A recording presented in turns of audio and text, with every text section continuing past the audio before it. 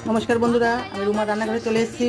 আজকে করে দেখাচ্ছি লাউ ঘন্ট। তেল দেবো, শুকনো লঙ্কা ফোড়ন, তেজপাতা, জিরে, ছোটো ছোটো করে আলু কেটেছি সেটা দেবো। পেঁয়াজ দিচ্ছি, চিংড়ি মাছ দিচ্ছি, স্বাদ মতো নুন দিচ্ছি, হলুদ, টমেটো কুচি, আদা আর লঙ্কা, কাঁচা লঙ্কা, একটু জিরের গুঁড়ো। ভাজা ভাজা হয়ে গেছে, এবার লাউগুলো দেবো।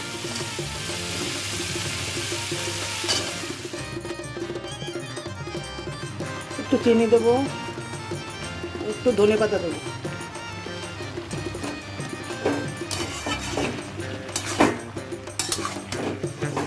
আজকের ভিডিও এই পর্যন্ত, আবার দেখা হচ্ছে পরের ভিডিওতে।